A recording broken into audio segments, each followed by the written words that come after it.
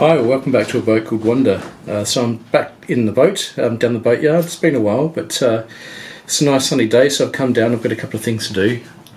So first up, I've come back to fix a mistake I made actually. So you might remember a couple of weeks ago, or maybe a month ago, maybe even 2 months ago, I've lost track of time, I started making the handrails, and I spent a lot of time trying to keep the original holes and keep templates of these original holes so that I could reuse the holes that the previous screws were bedded down into. And yeah, that was a mistake really. What I should have done, of course, is just drill them out to start with, fill them up with epoxy, and I should have done that when I was working on the deck and getting everything ready. And unfortunately I was a little bit naive, and I just thought I'd reuse those holes. And as a couple of people have pointed out in the previous episode, it's probably better just to drill them out and start again. So that's what I'm going to do. I was a little bit reticent about doing that because obviously Rob's done such a great job with the paint job. I didn't want to cock it up, although of course no one's going to see it because it'll be covered with butyl tape and then the handrail will go on top of that. But yeah, you know, I just felt bad about going back after the paint had been done and then drilling it out and filling it up with epoxy. But that's really what I'm going to have to do, so I'm going to do that now. And then once I've done that, second job is to get back down into here and start to get this prepared to laminate these sides. There's some pretty heavily scalloped areas. You might even be able to see one there where some of the laminate was deteriorated and I ground it out. So I want to sort of fill up some of those scalloped areas with some thickened epoxy. And then under here I removed all that material that was saturated. So I want to fill that up under the engine beds. And yeah, measure it up to get some sheets of laminate in here so that I can get on with this job. So I'm not looking forward to that. It's pretty cramped down there, and it's been a long time since I've yeah, been down into that bilge, and I've probably stacked on a bit of weight since then as well.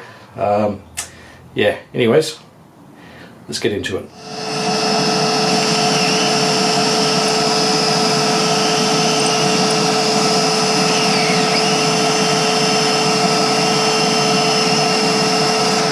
Well, that's not too bad actually. I was really worried that I was just going to make a massive mess of this and just crack and splinter it, and poor old Rob with all of his amazing fastidious paintwork, I just yeah, I didn't want to disturb it, but this is the right thing to do. It was stupid trying to line the holes up, so I should have done this in the first place, and that's good and that's clean. Yeah, so I started with a 10mm, no 8mm, I started with an 8mm to sort of countersunk it, and then I went down with a 6 and then back to an 8, so it's really preserved the edge. It hasn't splintered it too much. Right, onwards. Okay, I've cleaned up as much as I can. Yeah, I've given it a good vacuum and then washed it with acetone. Here that are quite scalloped, and of course fill up this cavity here and this cavity here.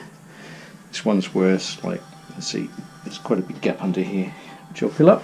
Okay, I will need to be very quick here because it's quite warm day and I'm still on the fast hardener. Should be on the slow hardener. But anyway.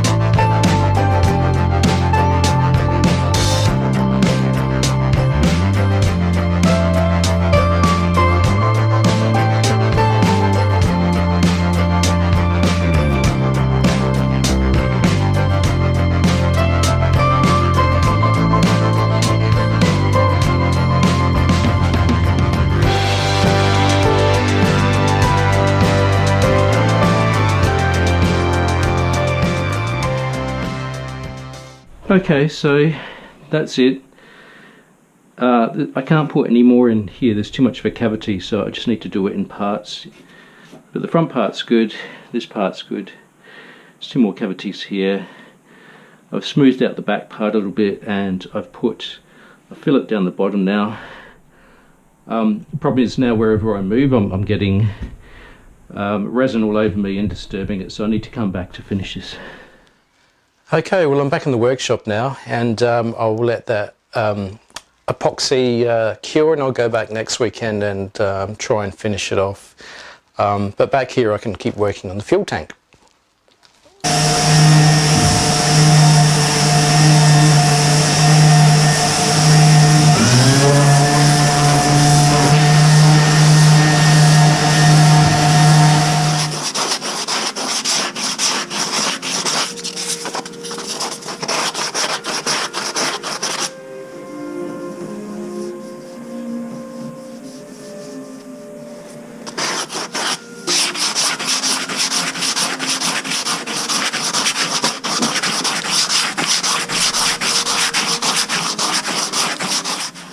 So I started off using a 80 grit, which worked pretty well actually, worked pretty quickly, and then I moved down to, or up to a 120.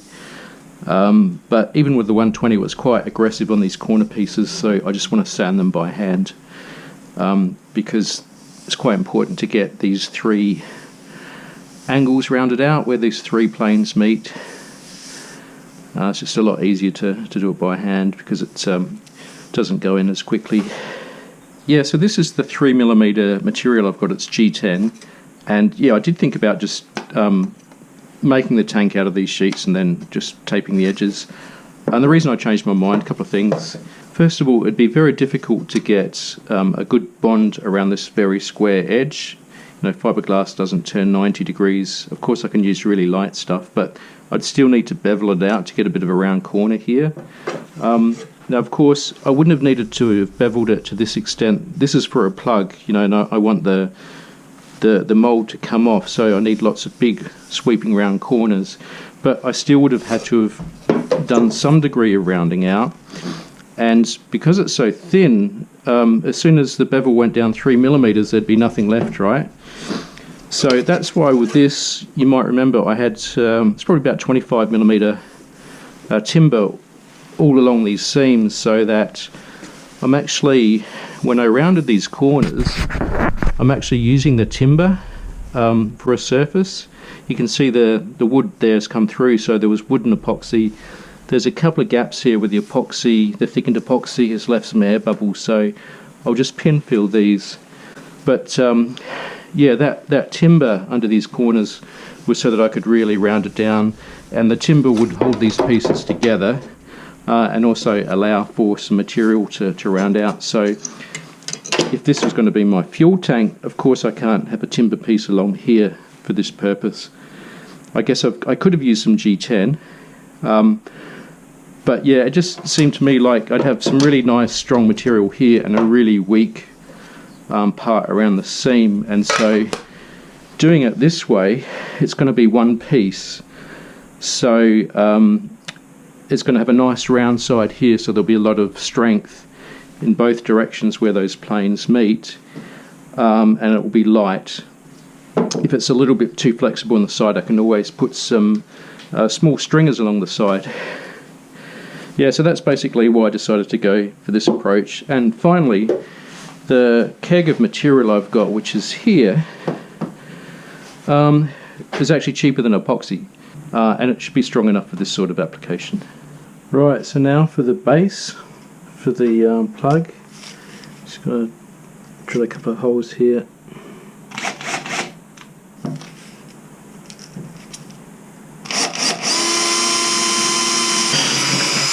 Tell you what, this G10, it really takes it out on your tools and like the drill bits and the jigsaw blades. I went through about 4 jigsaw blades, I think. Really bluntens everything. Next up, some countersinking. That's going to blunten these pretty quickly as well, I imagine.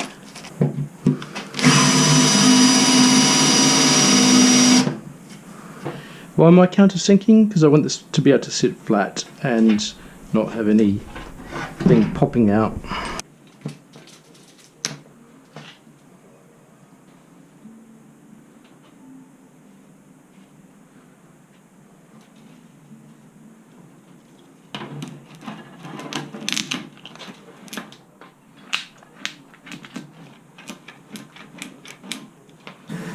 Okay, so this is my plug, and I've put the lid on it and taped it up. I need to come back and work on the tape a little bit more, but what I want to do now is first of all create a nice fillet around here using my filleting ball, so that the laminate can come down and then wrap around like this and have a nice curve.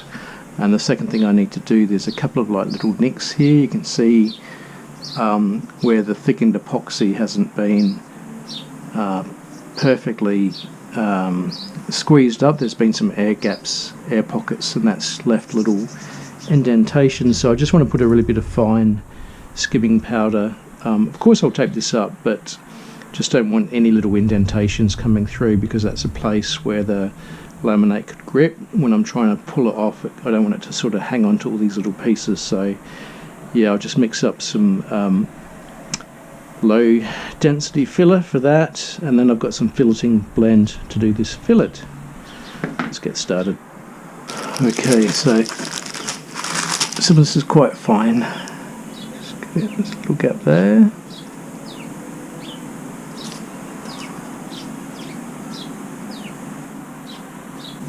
Yeah, it can be nice and proud because it sands off really easily, so that's fine. Main thing is to get it in there.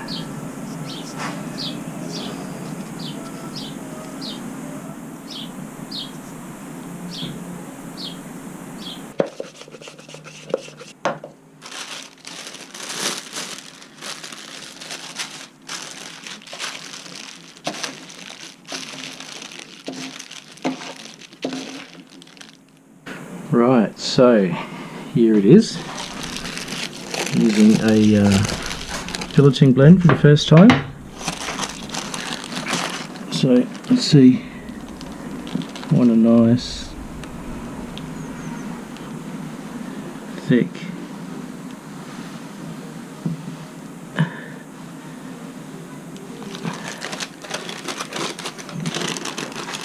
piece to do a radius. Let's just check how that's going.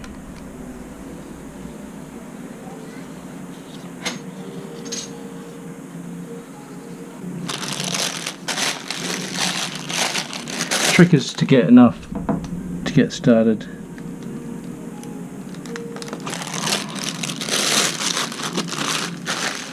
And each one I do, I apply a little bit more pressure.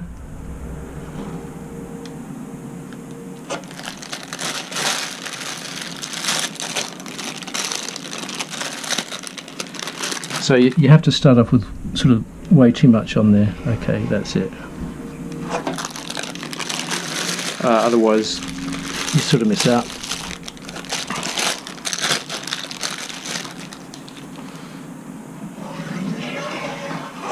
Right, and now I should have a line there, yeah? Brilliant.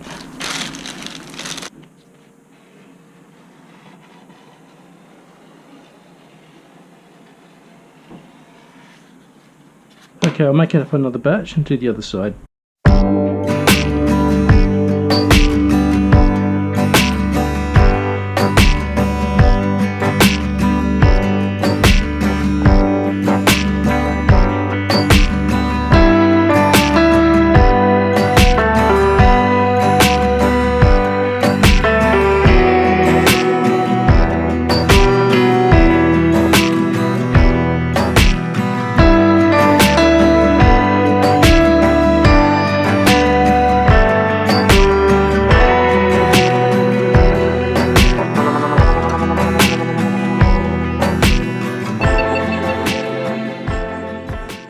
Okay, look, I think I'll leave it there. I'm starting to come back a second time and pick at it, and that's when it all goes wrong. You just need to let it go.